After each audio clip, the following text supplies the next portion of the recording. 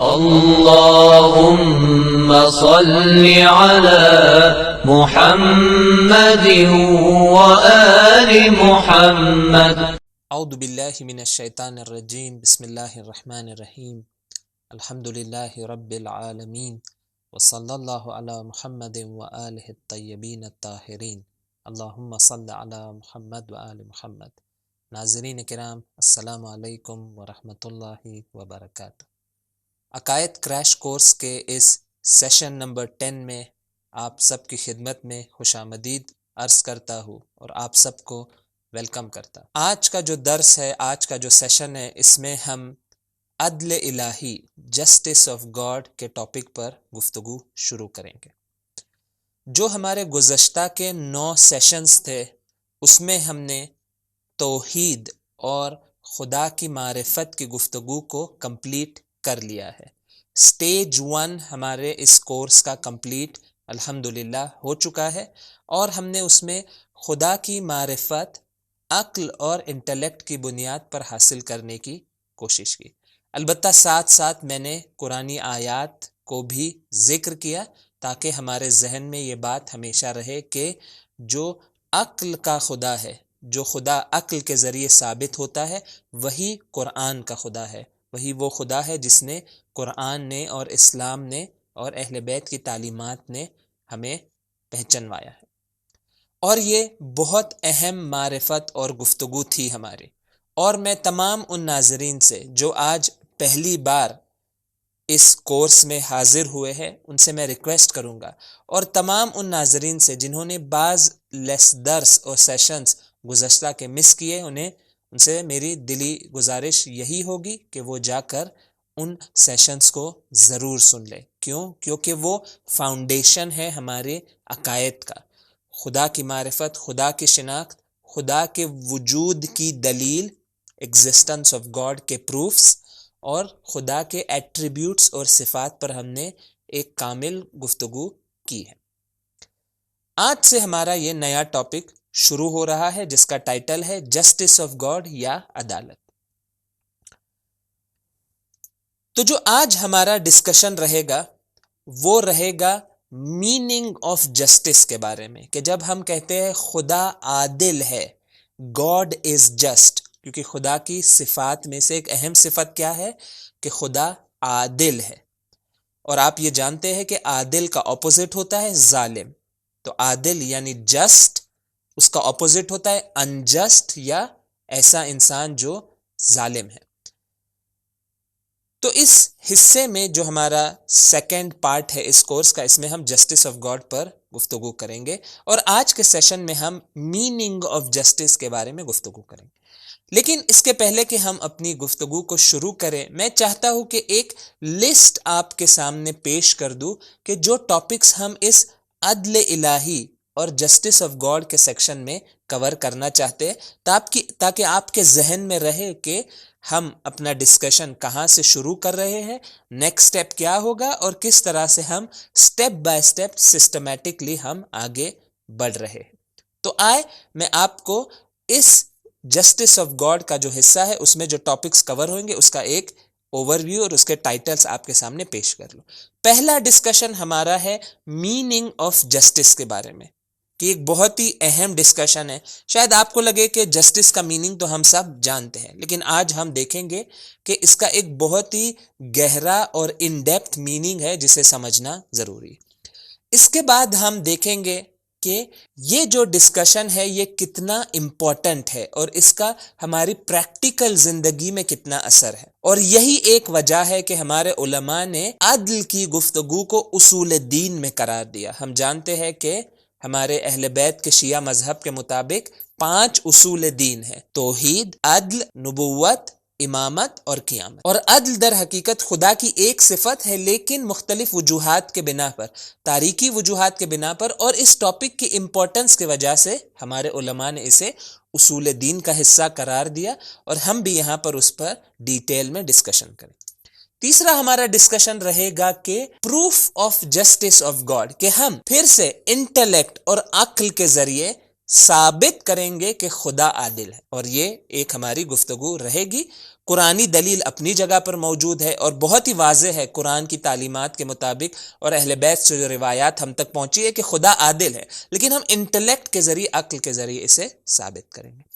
چوتھا ہمارا ڈسکشن ہے جس کا نام میں نے رکھا ہے ڈائمینشنز آف گاڈس جسٹس۔ اس سے کیا مراد ہے؟ اس سے مراد یہ ہے کہ ہم یہ دیکھنا چاہیں گے کہ خدا کی عدالت اس کائنات میں، اس یونیورس میں کیسے امپلیمنٹ ہوتی ہے۔ یہ بہت ہی اہم ٹاپک ہے جس پر ہم گفتگو کریں گے۔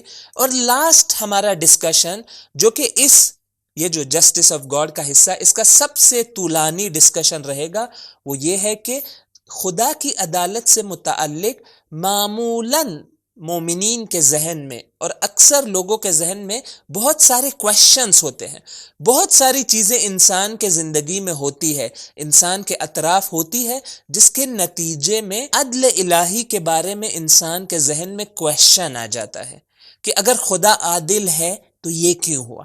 اگر خدا عادل ہے تو اس کا کیا مطلب ہے؟ اس کا کیا ایکسپلینیشن ہے؟ اور ایک لسٹ ہے شبہات اور ڈاؤٹس اور کویشچنز کی، جس کے بارے میں ہم ایک ایک کر کے گفتگو انشاءاللہ کریں گے۔ تو آئے پہلا جو ہمارا ڈسکشن ہے اس کو شروع کریں۔ تو سوال ہمارے سامنے یہ ہے کہ جسٹس کہتے کسے ہے؟ What is justice and how do we define it? تو آئے اپنی گفتگو کو شروع کریں۔ ممکن ہے ہمارے ذہن میں یہ خیال ہو، یہ تصور ہو کہ جسٹس کا مطلب ہے ایکویلٹی، جسے اردو میں کہتے ہیں مساوات۔ معمولاً ہم سوچتے ہیں کہ جسٹس اور عدالت کا مطلب کیا ہے کہ سمانتا ہو، جسے ہندی میں کہا جاتا ہے کہ ایکوالٹی ہو، مساوات ہو، کہ ہر چیز کو اس کا ایکول حق ملنا چاہیے۔ لیکن یہاں پر میں یہ سوال آپ سے پوچھنا چاہتا ہوں کہ کیا جسٹس، عدل، ایکوالٹی، یہ دونوں انہی کا ایک میننگ ہے؟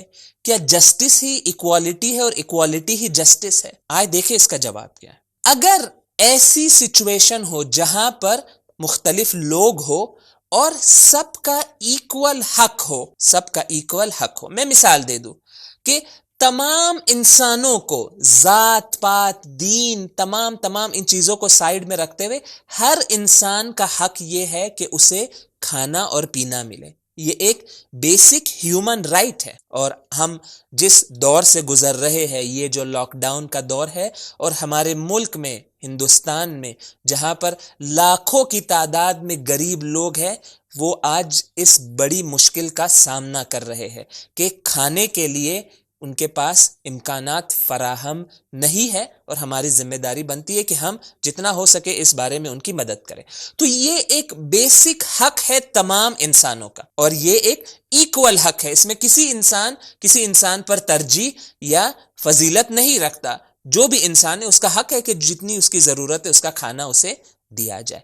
یہاں پر ایسی سچویشن میں جہاں پر سب کا ایکول رائٹ ہے، سب کا ایکول حق ہے، وہاں پر اگر سب کو ایکول اماؤنٹ دیا جائے، مثال کے طور پہ یہاں 10 لوگ ہیں اور یہاں پہ 10 روٹیاں رکھی ہوئی ہیں اور 10 کے 10 بھوکے ہیں، 10 کے 10 کو اس کی ضرورت ہے، تو یہاں ایکوالٹی کیا ہوگی؟ وہی جسٹس ہو جائے گا۔ یہاں پہ جسٹس کیا ہوگا کہ یہ 10 روٹیاں ہر ایک کو ایک ایک روٹی دی جائے تاکہ یہ عدالت یہاں پر امپلیمنٹ ہو سکے۔ لیکن سوال ہے کہ کیا ہر سچویشن میں اسی طرح ہوتا ہے کہ تمام لوگوں کے جو رائٹس اور حق اور حقوق ہوتے ہیں وہ سیم ہوتے ہیں؟ اس کا جواب ہے نہ، اس کا جواب نیگیٹو ہے۔ کیوں؟ کیونکہ ہمارے زندگی میں ایسی سچویشنز آتی ہے جہاں پر ہر انسان کا حق سیم نہیں ہوتا۔ میں مثال دے دوں، 2 لوگ ہمارے سامنے ہیں، فرض کریں اے اور بی۔ اے نے زیادہ محنت کی اور زیادہ پیسے کمائے، فرض کرے اس نے 10,000 روپے کمائے۔ بی نے، اسے بھی اتنی ہی اپورچونٹی ملی، اس کو بھی، وہ بھی پیسے کما سکتا تھا، لیکن اس نے سستی کی، لیزینس سے کام لیا، اور اس کے نتیجے میں وہ صرف 1,000 روپے کما سکا۔ ٹھیک ہے، اے نے اپنی محنت سے 10,000 کمائے، بی نے اپنی سستی کے نتیجے میں 1,000 کمائے، دونوں نے مل کر ٹوٹل کتنے کمائے؟ 11,000 روپے۔ تو کیا یہاں پر ایکوالٹی کے حساب سے ہم کام لے اور یہ جو 11,000 روپے انہیں ہاف ڈیوائڈ کر لے اور اے کو 5,500 اور بی کو 5,500 دے دے؟ کیا یہ عدالت ہوگی؟ کیا یہاں پر ہم کہہ سکتے ہیں کہ یہاں پر جس نے بھی یہ تقسیم اور ڈویژن انجام دیا اس نے عدالت سے کام لیا؟ نہ، یہ خود انجسٹس اور ظلم ہے. کس پر ظلم ہوا؟ اے پر ظلم ہوا. کیوں؟ کیونکہ اے نے اپنی محنت سے 10,000 روپے کمائے تھے، تو وہ 10,000 پورے کے پورے 10,000 اس کا حق ہے. اور بی نے محنت نہیں کی جس کے نتیجے میں اس نے صرف 1,000 روپے کمائے. وہ نہیں کہہ سکتا کہ وہ 10,000 جو اے کے پاس ہے اس میں سے ایک حصہ میرا ہونا چاہیے. نہ، بی کا کوئی حق، کوئی رائٹ اس 10,000 پر نہیں ہے. تو یہاں پر ہم نے مثال دیکھی کہ جہاں پر ایکوالٹی نہیں ہے، ایکول شیئر ہر ایک کو نہیں مل رہا ہے، سیم بالکل چیز ہر ایک کو نہیں مل رہی ہے، لیکن اس کے باوجود بھی یہ عدالت ہے، جسٹس ہے. تو یہاں پر یہ ایک ہمارے سامنے ایک پہلی بن کر، ایک کوشچن بن کر یہ سوال سامنے آتا ہے کہ اگر عدالت اور جسٹس ایکوالٹی نہیں ہے تو پھر عدالت ہے کیا؟ اس کا جواب آئے ہم ایک روایت کا جملہ ہے ہمارے پہلے امام امیر المومنین علی ابن ابی طالب علیہ السلام سے منقول، کہ جس جملے میں، جس روایت کے جملے میں مولا نے عدل کو ڈیفائن کیا ہے، عدل جسٹس کو ڈیفائن کیا. مولا کیا فرماتے ہیں؟ العدل اعطاء کل ذی حق حقہ. بہت ہی بہترین اور خوبصورت تعبیر ہے. فرماتے ہیں عدل کا مطلب کیا ہے؟ عدل کا مطلب یہ نہیں ہے کہ ہر جگہ پر آپ آنکھیں بند کر کے ہر چیز کو ایکول ڈیوائیڈ کر دو. نہ، عدل کا مطلب یہ ہے کہ ہر صاحب حق کو اس کا حق دیا جائے. یہ بہترین ایک ڈیفینیشن ہے عدل کی، کہ آپ دیکھیں کہ کون کس چیز کا کتنا مستحق ہے، کون کتنی چیز ڈیزرو کرتا ہے، کون کتنی چیز کا حق رکھتا ہے، اتنے کوانٹٹی میں آپ اس کو وہ چیز دے دیں. اس کا تقاضا ہوگا عدل، اسے کہلایا جائے گا، اسے ہم کہیں گے کہ یہ عدل ہے. اور یہاں پر میں نے اسکرین پر بھی لکھا ہے حق اور رائٹ کسے کہتے ہیں؟ ہم کہتے ہیں کہ یہ میرا حق ہے، یعنی یہ وہ چیز ہے جس کا میں مستحق ہوں، جسے میں ڈیزرو کرتا ہوں، جسے مجھے دیا جانا چاہیے، something which I deserve. تو یہ رہا حق کا میننگ. تو آ کر خدا کی عدالت کو ڈیفائن کرے کہ جب ہم کہتے ہیں کہ خدا عادل ہے، اس کا کیا میننگ ہے؟ خدا کی عدالت کو سمجھنے کے لیے ہمیں خدا اور مخلوق کا ریلیشن شپ سمجھنا ہوگا، کیونکہ عدالت کا رابطہ یہ ایک دو طرفہ رابطہ ہے، ایک ٹو وے ریلیشن شپ ہے. یعنی خدا ہے، خدا کی مخلوق ہے، خدا اپنی مخلوق کی نسبت جو بھی کام انجام دیتا ہے وہ عدل کی اور جسٹس کی بنیاد پر خدا انجام دیتا ہے. تو اس کا مطلب کیا ہے؟ عدل الہی کو ڈیفائن کرے. ایک طرف کون ہے؟ خدا جو ہمارا خالق اور رب ہے. یہ دو وہ صفات ہے جس پر ہم نے اپنے گزشتہ سیشنز میں ڈسکشن کیا ہے، اور جو لوگ اسے مس کر چکے میری ان سے خاص گزارش رہے گی کہ وہ جا کر ڈیفینیٹلی ان سیشنز کو سن لے. خدا ہمارا خالق اور رب ہے، ہمارا کریٹر اور ہمارا نرچرر ہے، ہمارا ایڈمنسٹریٹر ہے. اور ہم کون ہیں؟ ہم خدا کی مخلوق ہے، اور ہمارے کچھ حق ہے خدا کی نسبت، یعنی کچھ ایسے حق ہے جو خدا ہمارے نسبت جنہیں پورا کرے گا. تو اگر یہ رب خداوند متعال اس طرح سے ہو کہ جو میرا حق ہے، جس چیز کو میں ڈیزرو کرتا ہوں، جس چیز کا میں مستحق ہوں، وہ چیز مجھے عطا کر دے، ایسے خدا کو ہم کیا کہیں گے؟ کہ یہ عادل خدا ہے. اسکرین پر آپ دیکھ سکتے کہ اگر خدا مجھے، میں ایگزامپل دوں، میں خدا کی مخلوق ہوں، میرے کچھ رائٹس ہے، میرے کچھ حقوق ہے، کچھ چیزیں ہیں جو میں ڈیزرو کرتا ہوں. اگر خدا وہ چیزیں مجھے عطا کر دے تو خدا کیا بن جائے گا؟ خدا عادل ہوگا. اور اگر خدا ان حقوق کو مجھے نہ دے، میرے رائٹس کو مجھ سے چھین لے، تو ایسا خدا کیا کہلائے گا؟ کہ ایسا خدا ظالم خدا کہلائے گا. دیکھیں ابھی صرف ہم تصور کر رہے ہیں، ہم انشاءاللہ اپنے آنے والے سیشن میں اس کو پروف کریں گے، ثابت کریں گے کہ خدا جسٹ ہے، عادل ہے. ہر انسان، ہر مخلوق خدا کی جو کچھ بھی اس کا حق ہے، خدا یقیناً وہ حق اور وہ رائٹ اسے عطا کرے گا. لیکن ابھی ہم صرف عدل کو ڈیفائن کر رہے ہیں. تو یہاں پر آ کر جسٹس آف گاڈ، عدل الہی کا میننگ ہمارے سامنے کلیئر ہوتا ہے. عدل الہی کیا ہے؟ کہ خدا جو ہمارا خالق ہے وہ ہمیں تمام وہ چیزیں جو ہمارا حق ہے وہ ہمیں عطا کرے. تو تو یہ رہی عدل الہی کی ڈیفینیشن. لیکن یہاں پر ایک بہت ہی گہرا اور ڈیپ سوال ہمارے سامنے آ جاتا ہے، اور یہاں سے میں اپنے ناظرین کی خاص توجہ چاہوں گا کہ یہاں پر میں کچھ تھوڑا ڈیفیکلٹ اور ایک کمپلیکس کانسیپٹ اور ایک آئیڈیا آپ کے سامنے پیش اور ایکسپلین کرنے جا رہا ہوں کہ اگر یہ آئیڈیا اور یہ جو ڈسکشن ہمارا ہے اگر ہمارے لیے کلیئر ہو جائے تو ہم عدل الہی کو صحیح سے سمجھ پائیں گے اور اس کا صحیح کانسیپٹ ہمارے ذہن میں آ جائے گا. اور ایک مقصد اس عقائد کریش کورس کا یہی ہے اور یہی تھا کہ ہم یہ جو دینی کانسیپٹس ہے، دینی مفاہیم اور تعلیمات ہے، اس کو صحیح سے اور اس کی گہرائی کے ساتھ ہم اسے سمجھے اور انڈرسٹینڈ کریں. تو یہاں پر میں یہ سوال پوچھنا چاہتا ہوں. دیکھیں، جسٹس آف گاڈ کی ڈیفینیشن اور اس کا معنی کلیئر ہے کہ میں خدا کی مخلوق ہوں، میرے کچھ حق ہے، خدا اگر یہ مجھے حق دے دے تو خدا عادل ہو جائے گا. لیکن یہاں پر یہ سوال پیش آتا ہے کہ حق ایجاد کہاں سے ہوتا ہے؟ یہ حق ہے کیا چیز؟ کیوں ہم کہتے ہیں کہ فلاں چیز میرا حق ہے؟ میں اگزامپل دے دوں، یہ لیپ ٹاپ میرا لیپ ٹاپ ہے، میں اس کا مالک ہوں. اس کا مطلب کیا ہے؟ کہ میں حق رکھتا ہوں کہ میں اسے جیسے چاہوں صحیح کاموں میں، حلال کاموں میں میں اسے استعمال کروں اور یوز کروں. یہی میننگ ہے نا؟ اور دوسرا انسان جو اس لیپ ٹاپ کا مالک نہیں ہے، وہ میری اجازت کے بغیر حق نہیں رکھتا کہ وہ آئے اس لیپ ٹاپ کو یوز کرے. صحیح بات ہے. اور اس طرح ہماری ڈے ٹو ڈے کی لائف میں ہم جگہ جگہ پر یہ حق اور رائٹس کا کانسیپٹ ہم یوز کرتے ہیں. اور آپ میڈیا وغیرہ میں بھی بہت یہ لفظ سنتے رہتے ہیں. ہیومن رائٹس کی بات ہوتی ہے، حتیٰ بعض جگہ پہ آپ دیکھتے ہیں کہ اینیمل رائٹس کی بات ہوتی ہے. تو یہ رائٹس اور حقوق، انسانی حقوق کی گفتگو بہت ہی امپورٹنٹ گفتگو ہے. تو یہ سوال ہم یہاں پر پوچھنا چاہتے ہیں کیونکہ میں نے یہ کہا کہ ہمارے کچھ حقوق ہے جسے خدا نے پورا کرنا ہے. میں آپ سے سوال کروں گا کہ یہ حقوق کہاں سے آئے؟ یہ حقوق کیسے ایجاد ہو گئے؟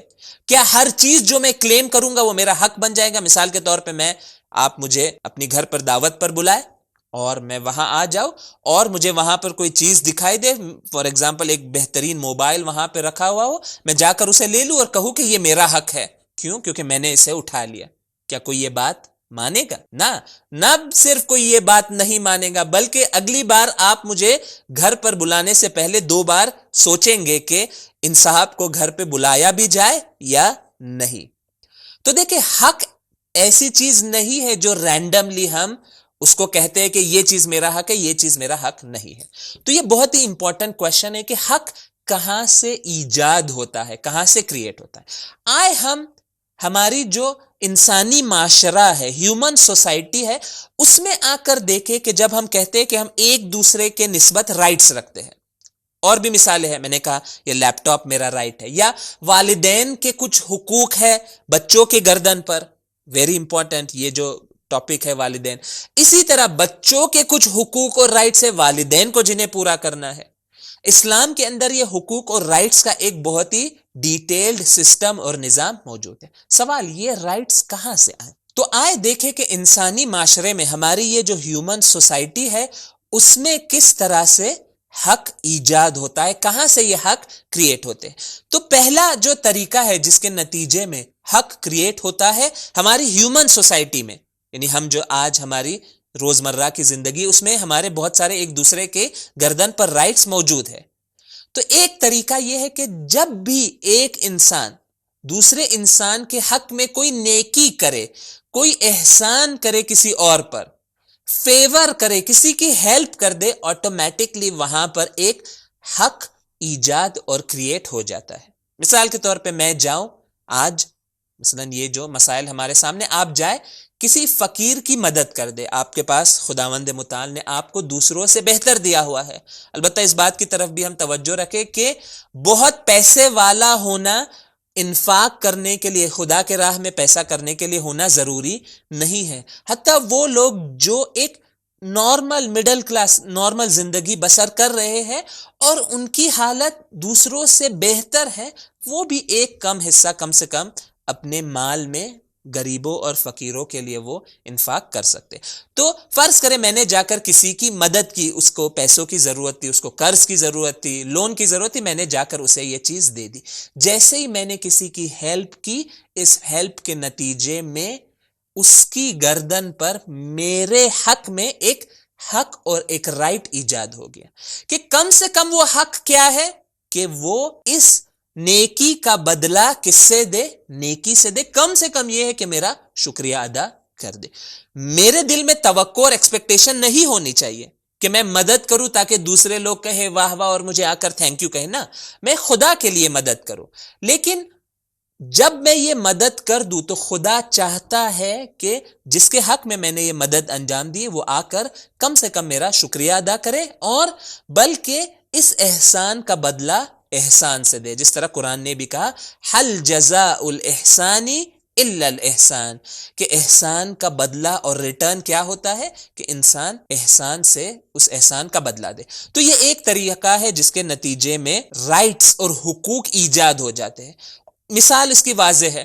کیوں والدین کے، پیرنٹس کے اتنے حق، اور خداوند متعال ہم سب کو یہ توفیق نصیب کرے کہ جو ہمارے والدین کے حق ہے اسے ہم ادا کر پائے. ایک بہت بڑی ذمہ داری ہے کہ کیوں اتنے حق اور رائٹس خدا نے والدین کو دیے ہیں. کیوں؟ کیونکہ والدین انسان کی حق میں سب سے زیادہ نیکی اور احسان کرتے ہیں. آپ قبول کریں گے اس بات کو یقیناً کہ جتنا احسان اور جتنا فیور اور جتنی ہیلپ والدین ایک انسان کو کرتے اتنا اور کوئی انسان کو نہیں کرتا، اور بالخصوص اس میں جو ماں کا اور مدر کا مرتبہ ہے. اسی لیے خدا نے کیا کہا کہ ماں کے اور والدین کے بہت زیادہ رائٹس ہے. کیوں؟ کیونکہ انہوں نے آپ پر فیور کیا ہے. تو یہ ایک طریقہ ہے جس کے نتیجے میں انسانی معاشرے میں رائٹس ایجاد ہوتے ہیں. دوسرا طریقہ یہ ہے کہ جس کی مثال بھی ابھی میں نے آپ کے سامنے پیش کی کہ اگر انسان کسی چیز کو اپنی محنت سے کمائے، اپنی محنت اور زحمت کر کر کسی چیز کو حاصل کرے تو اسے اس چیز پر حق مل جاتا ہے. بہت ہی لاجیکل اور کامن سینس کی یہ بات ہے کہ انسان محنت کرتا ہے. میں نے جو مثال دی، ایک انسان نے محنت کی اور اس نے 10,000 روپے کمائے، پورے کے پورے 10,000 روپے وہ اس کا حق ہے. کیوں؟ کیونکہ اس کی محنت کا نتیجہ ہے. دوسرے انسان نے سستی کی، کاہلی کی، لیزینس سے کام لیا، اپنا ٹائم برباد کیا، ویسٹ کیا، وہ 1,000 روپیہ ہی کما پایا، اتنا ہی اس کا حق ہے. کیوں؟ کیونکہ اپنی اختیار سے اس نے ہارڈ ورک سے جتنی چیز حاصل کی. میں نے جو مثال دی، یہ لیپ ٹاپ میرا ہے. کیوں؟ میں اس کا مالک ہوں. کیوں؟ کیونکہ میں نے محنت سے مجھے کچھ پیسے مجھے حاصل ہوئے، اور اس پیسوں کے ذریعے میں نے جا کر یہ لیپ ٹاپ خریدا. اس کا نتیجہ کیا ہے کہ یہ لیپ ٹاپ کا مالک اور اونر میں ہوں. اس کا مطلب کیا ہے؟ اسے یوز کرنے کا حق مجھے ہے. اور دوسرے لوگ جنہوں نے اس لیپ ٹاپ کو خریدنے میں، حاصل کرنے میں کوئی محنت اور کوئی ایفرٹس نہیں لیے، ان کا کوئی حق اس لیپ ٹاپ کے نسبت نہیں بنتا. تو یہ دوسرا طریقہ ہے جہاں پر انسانی سوسائٹی میں حق اور رائٹس ایجاد ہو جاتے ہیں. تو یہ دوسرا طریقہ. تیسرا طریقہ کیا ہے جس کے نتیجے میں انسانی سوسائٹی میں حق ایجاد ہوتا ہے؟ وہ یہ ہے کہ کچھ سچویشنز میں اگر آپ دوسروں سے پہلے اس جگہ پر یا اس کام کو یا اس چیز تک پہنچ جائے، وہ چیز آپ کا حق بن جاتی ہے. اگزامپل دو، آپ جاتے ہیں، فار ایگزامپل آپ بینک میں جاتے ہیں اور بینک میں رش ہے، لوگ، بہت سارے لوگ وہاں پر موجود ہے، اور وہاں پر آپ کو کوئی کام ہے، آپ کو پیسے وڈرا کرنے، ڈپازٹ کرنے، دیکھتے کہ وہاں پر ایک لائن ہے. اس لائن کا مطلب کیا ہے؟ اس لائن کا مطلب یہ ہے کہ جو فرد، جو شخص پہلے آیا، اس کا یہ رائٹ ہے، اس کا یہ حق ہے کہ پہلے اسے سروس دی جائے. آپ دیر سے آئے، آپ لیٹ آئے، اس کا نتیجہ کیا ہے کہ آپ کو دیر سے یہ سروس ملے گی. آپ لائن میں کھڑے رہے اور ایک کے بعد ایک، ٹرن بائی ٹرن یہ سلسلہ آگے بڑھے گا. یا دوسری مثال ہے جو ہمارا فقہی اور شرعی مسئلہ بھی ہے کہ اگر کوئی مومن نماز کے لیے، نماز جماعت کے لیے مسجد میں حاضر ہو جائے، نماز کے نزدیک، اور جا کے وہ فرسٹ رو میں یا جہاں پر بھی وہ جا کر اپنی جگہ کو ریزرو کر لے یعنی کوئی چیز ایسی رکھ لے وہاں پہ جس سے کلیئر ہو کہ یہاں پر کوئی آ کے اس پلیس کو ریزرو کر سکتا ہے. فار ایگزامپل میں مسجد میں جاتا ہوں, میں نے جا کر وہاں پر ایک جگہ جہاں پر نماز انسان پڑھ سکتا ہے, میں نے جا کر اپنی بیگ وہاں پر رکھ دی اور میں بس گیا وضو کرنے کے لیے تاکہ وضو کر کے آ کر میں نماز پڑھ سکوں. تو وہ جو جگہ ہے اس پر نماز پڑھنا میرا کیا ہے؟ حق ہے. مجھے یہ حق حاصل ہے. کیوں؟ کیونکہ میں پہلے پہنچا اور میں نے یہ جگہ یہاں پر ریزرو کر لی ہے. اور اگر کوئی میری اجازت کے بغیر آ کر میری بیگ ہٹا لے اور وہاں پہ نماز پڑھے اور میں بعد میں اجازت اور راضی نہ ہوں تو وہ نماز اس کی باطل ہو جاتی ہے. کیوں؟ کیونکہ اس کو کہتے ہیں کہ اس کو ہے دا رائٹ آف پریسیڈنس, یعنی جو انسان پہلے کسی چیز کو ایکوائر کرنے میں پہنچ جائے وہ اس کا حق بن جاتی ہے. البتہ یہ کچھ خاص سچویشنز میں یہ اپلائی ہوتا ہے اور کچھ جگہوں پہ اس طرح سے انسان کا حق کسی چیز پر بن جاتا ہے. آپ کے ذہن میں یہ سوال آئے کہ کیوں میں نے یہ طویل اور ایک لیندی ڈسکشن اس بارے میں کیا کہ رائٹس اور حقوق کہاں سے ایجاد ہوتے ہیں.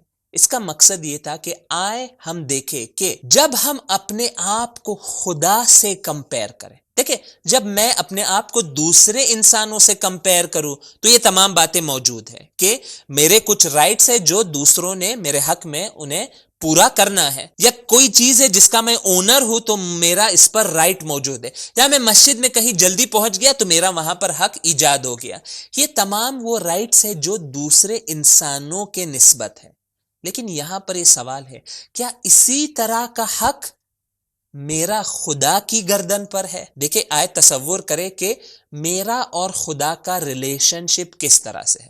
تو آئے اس کو کمپیئر کریں. تو ابھی میں نے بیان کیا کہ ہیومن سوسائٹی میں رائٹس 3 ذریعوں سے اور 3 ویز سے ایجاد ہوتے ہیں. پہلا ذریعہ کیا تھا کہ میں کسی پر احسان کروں, اب اس کا حق بن جاتا ہے کہ اس احسان کا بدلہ وہ احسان سے دے. میرا یہ آپ کی خدمت میں یہ سوال ہے کہ کیا کوئی مخلوق خدا کے حق میں کوئی فیور کر سکتا ہے؟ کیا میں کوئی ایسا کام کروں جو نعوذ باللہ خدا کے حق میں احسان ہو؟ یعنی میں نے خدا پر نعوذ باللہ احسان کر دیا, یعنی کسی چیز کی نعوذ باللہ خدا کو ضرورت تھی, خدا کو نیڈ تھی, میں نے جا کر وہ نیڈ خدا کو دے دی. کیا یہ ممکن ہے؟ جو رابطہ ہم نے اپنے گزشتہ سیشنز میں ڈسکس کیا کہ خدا کی ذات وہ ذات ہے جو 100% بے نیاز اور انڈیپینڈنٹ ہے, جس کو ذرہ برابر کسی چیز کی کسی مخلوق سے ضرورت نہیں ہے, اور بلکہ ہم خدا کے ہر چیز کے لیے محتاج ہے. اگر یہ ریلیشن شپ ہمارا اور خدا کا آپ ذہن میں رکھے تو یہ ہمارے لیے بہت ہی کلیئر ہو جائے گا کہ کوئی مخلوق, کوئی خدا کی کریشن, کوئی انسان خدا پر کبھی فیور اور احسان نہیں کر سکتا. تو اس راستے سے کوئی حق ہمارا خدا پر ایجاد نہیں ہوتا. یعنی میں نہیں کہہ سکتا, اور یہ بہت ہی امپورٹنٹ چیزیں ہے کیونکہ کبھی کبھی نہ چاہتے ہوئے لاشعوری طور پر سب کانشیسلی یہ ہو جاتا ہے.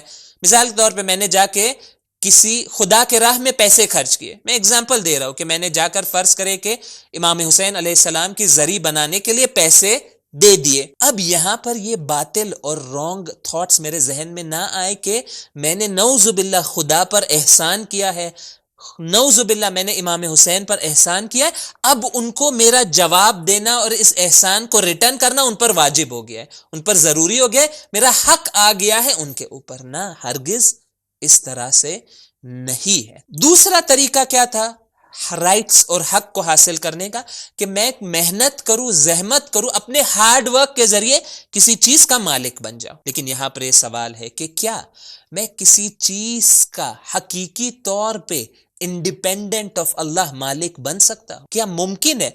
یہ بات صحیح ہے کہ میں اس کا مالک ہوں, اس لیپ ٹاپ کا مالک میں ہوں, میں اونر ہوں, اور دوسرے انسانوں کو حق نہیں ہے کہ وہ آ کر اسے یوز کرے. لیکن کیا میں کہہ سکتا ہوں کہ یہ لیپ ٹاپ میرا ہے, اللہ کا نہیں ہے, اور نعوذ باللہ اللہ کو بھی اجازت نہیں ہے کہ وہ آ کر اس لیپ ٹاپ کو استعمال کرے, فار ایگزامپل اس کے اندر کوئی چینج لائے؟ کیا میں کہہ سکتا ہوں؟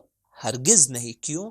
کیونکہ ہر چیز کا, کائنات کے ذرے ذرے کا, ایوری سنگل ایٹم کا, میرے وجود کا, اس لیپ ٹاپ کے وجود کا حقیقی اونر اور مالک کون ہے؟ خداوند متعال. کیوں؟ کیونکہ وہ خالق ہے، وہ کریٹر ہے. اس لیپ ٹاپ کا بھی کریٹر خدا ہے کہ خدا نے انسانوں کو علم دیا، عقل دی، کہ اس عقل کے ذریعے انسانوں نے یہ ڈیوائس بنایا. میرے وجود کا مالک اور اونر بھی خدا ہے. تو میں کسی چیز کو انڈیپینڈنٹ آف گاڈ اون نہیں کر سکتا کہ میں خدا کے مقابلے میں حق جتاؤں کہ خدا یہ میرا حق ہے. نعوذ باللہ، خدا کو بھی اجازت نہ ہو کہ وہ اس میں آ کر تصرف کرے اور اس کو کہے کہ ریالٹی میں یہ خدا کی ملکی ہے. تو یہ بھی ممکن نہیں ہے. تیسرا طریقہ حق حاصل کرنے کا کیا تھا ہیومن سوسائٹی میں؟ یہ تھا کہ میں کسی انسان سے جلدی کسی جگہ پر پہنچ جاؤ اور اس جگہ پر میرا حق ہو جائے. اور یہ بھی خدا کے نسبت ناممکن ہے. خدا سے پہلے کوئی کسی مکان، کوئی کسی جگہ پر نہیں پہنچ سکتا. یہ بھی ہم ڈسکس کر چکے ہیں کہ خدا کی ذات وہ ہے جو حاضر اور ناظر اور ہر جگہ پر اور ہر ٹائم میں خدا کا وجود موجود ہے. کوئی انسان خدا پر پریسیڈنس اور خدا پر برتری اور خدا سے پہلے کسی چیز کی طرف پہنچ نہیں سکتا. جس جگہ پہ میں نماز پڑھنا چاہتا ہوں، میرے آنے سے پہلے ازل اور ابد سے، ایٹرنیٹی سے، وہ جگہ، وہ تمام ذرات اور تمام چیزیں جو وہاں پر ہے، اس کا خدا مالک ہے. خدا سے پہلے کوئی مخلوق وہاں پر نہیں پہنچ سکتی. تو اس کا کیا مطلب ہوا؟ میں نے شاید اس ڈسکشن کے نتیجے میں آپ کو شاید اور تھوڑا کنفیوز کر دیا، لیکن میرا مقصد بھی یہی تھا کہ میں آپ کو تھوڑا سا کنفیوژن میں ڈالوں تاکہ ہم تھوڑی یہ جو ڈسکشن سے، جو عقلی انٹلیکچوئل ڈسکشن سے، کوشش کریں اس کی گہرائی کو سمجھنے کی. تو اب یہ سوال ہمارے سامنے رہ گیا کہ جب ہم کہتے ہیں کہ میرے کچھ حقوق ہے خدا کے اوپر، کہ اگر ان حقوق کو خدا فلفل کرے، پورا کرے، تو خدا عادل ہوگا. لیکن ہم دیکھ رہے ہیں کہ جو ہمارے ہیومن سوسائٹی میں، انسانی معاشرے میں جو حقوق ہوتے ہیں اور جہاں سے یہ حقوق پیدا ہوتے ہیں، وہ چکر اور وہ معاملہ خدا کے نسبت اصلاً اپلیکیبل اور وہاں پر اس کی آپ گفتگو نہیں کر سکتے. تو اس کا نتیجہ کیا ہے؟ میں کیا کہنا چاہ رہا ہوں؟ میں یہ کہنا چاہ رہا ہوں کہ خدا کا رابطہ اور انسانوں کا رابطہ آپس میں، ان دو ٹائپس کے ریلیشن شپ میں بہت فرق ہے.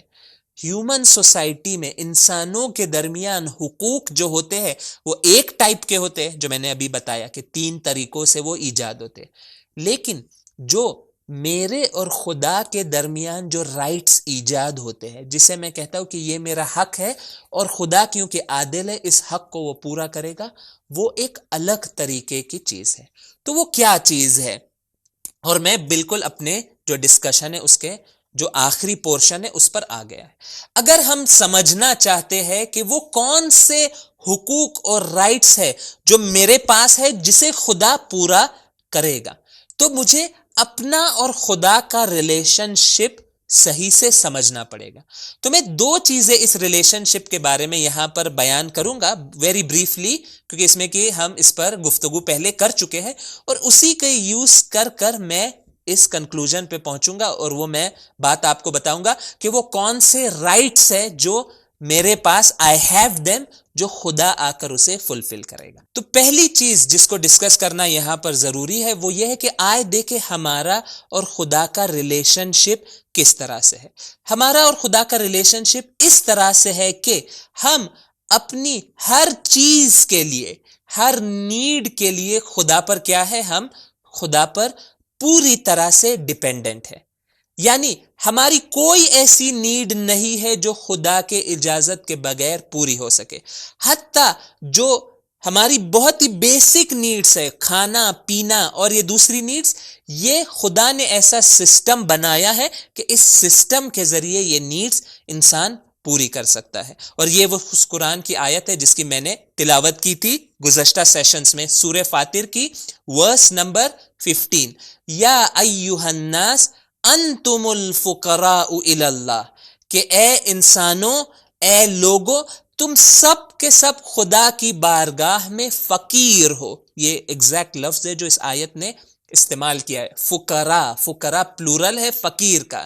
اور یہ فقیر کا مطلب یہ نہیں کہ صرف پیسوں کے لیے ہم خدا کے محتاج ہیں، نہ، اپنے وجود سے لے کر تمام جو ہمارے نیڈس ہیں اس کے لیے ہم خدا کے محتاج ہے.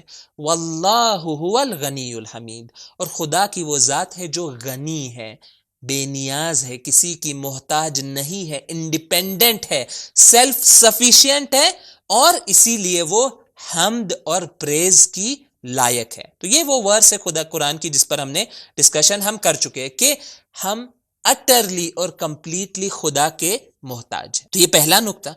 دوسرا نقطہ یہ ہے کہ خدا نے ہمیں اس دنیا میں، اس مٹیریل ورلڈ میں ایک مقصد کے تحت بھیجا ہے، اور وہ مقصد کیا ہے؟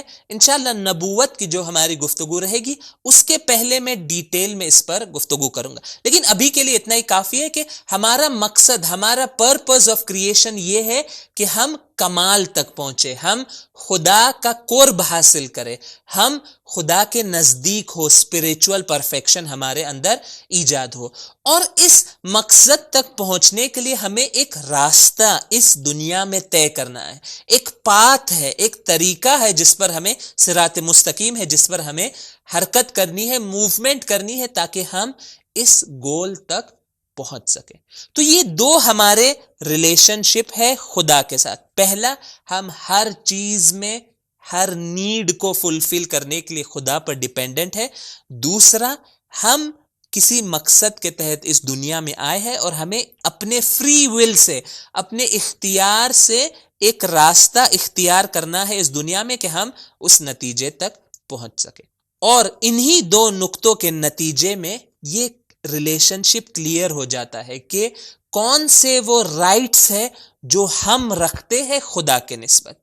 تو دو چیزیں ہیں جو ہمارا حق ہے خدا کے نسبت. پہلا ہمارا حق یہ ہے کہ ہر وہ چیز جو ہماری وجودی ضرورت ہے، ہماری کریشنل نیڈ ہے، اسے خدا فلفل کرے گا. کیوں؟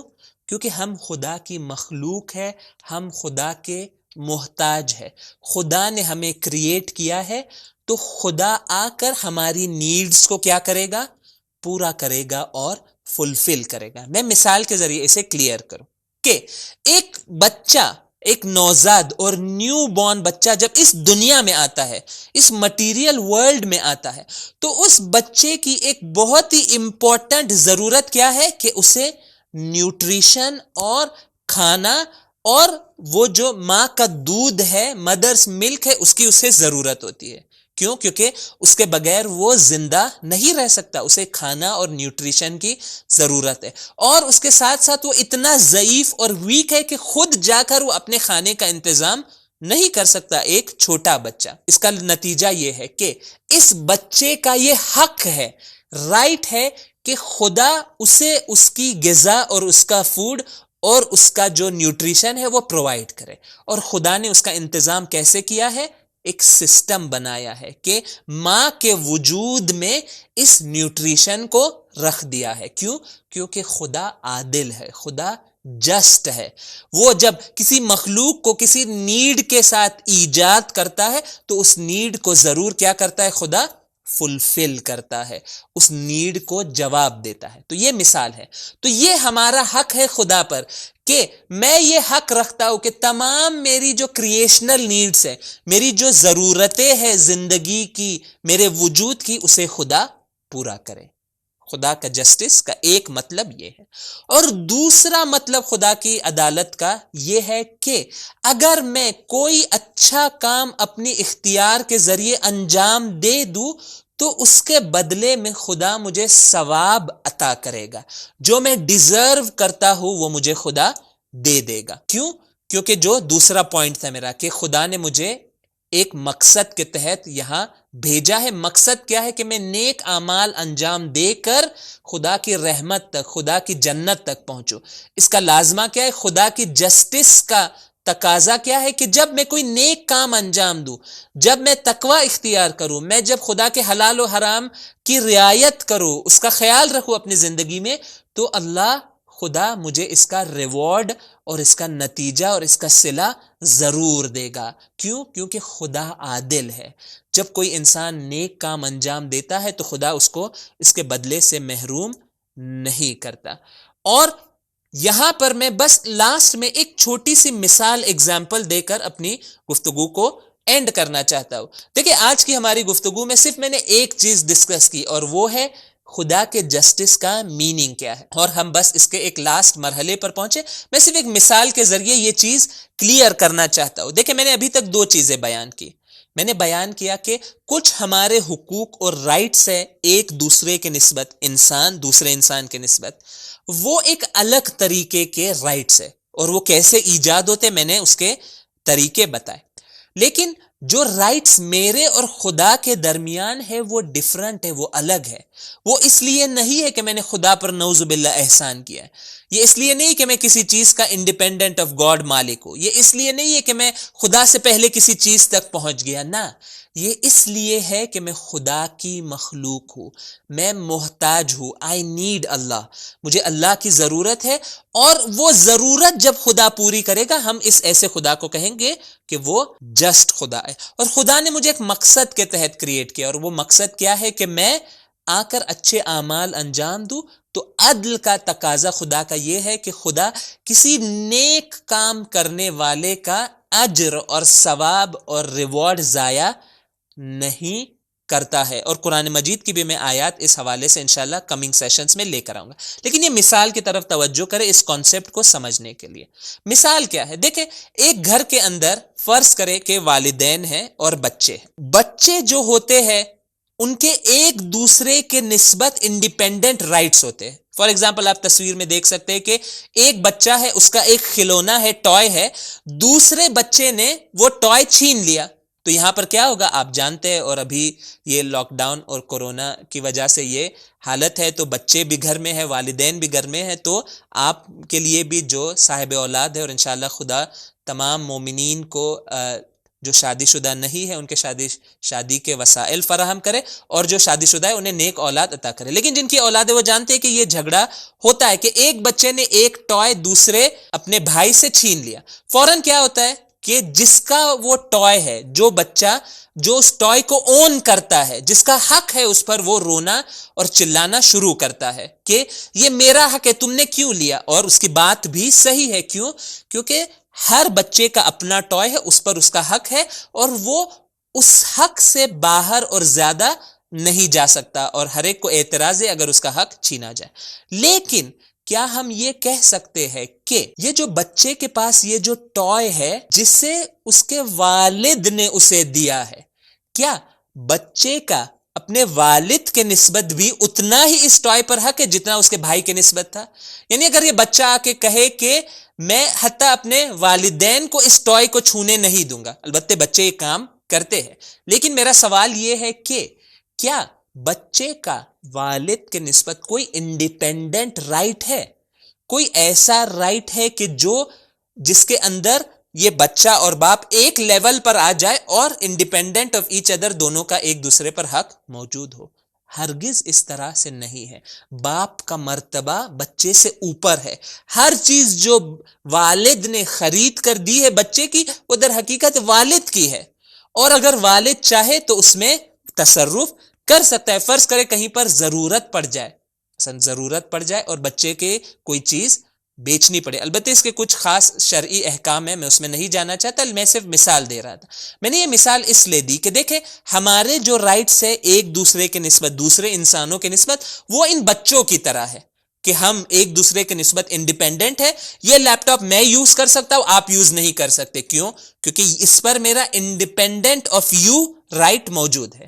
لیکن ہم سب کا, تمام انسانوں کے خدا کے ساتھ کیسا رابطہ ہے؟ مثال جو میں نے دی اس طرح سے کہ ایک بچے کا اپنے باپ کے ساتھ ہے.